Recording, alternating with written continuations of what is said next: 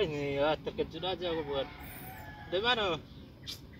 Inilah nyari apa di sana, nyari barang bekas lah. Dapat sedikit Gimana, lagi. banyak dapat? Sedikit ya. Dapat sedikit.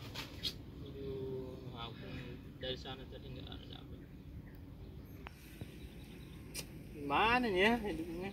Iya, kas. Kita kan gini-gini aja kayaknya hidup kita nih, mulung-mulung aja nih. Miskin terus nih sampai mati kita ya. Men, pernah nggak kepikiran jadi orang kaya?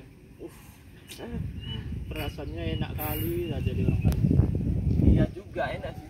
Gimana kalau kita ngayal jadi orang kaya kan, dapat duit 1 miliar.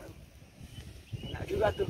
Tapi bisa juga sih itu, biar kita pernah ngerasain orang kaya ya kan. Kalau dapat duit 1 miliar, lo mau pakai buat apa, Kas? Ya. Aku akan bahagiakan orang tuaku. Terus aku beli mobil, beli HP bagus-bagus, beli martabak banyak-banyak. Sedang juga. Aduh, terus kalau kau gimana?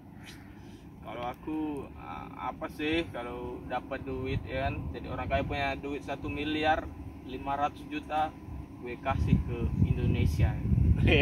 Dermawan ya. Tadi kan 1M 500 juta untuk Indonesia, terus setengahnya lagi tuh kamu kemana kan? Setengahnya lagi tuh gue kasih ke yatim piatu.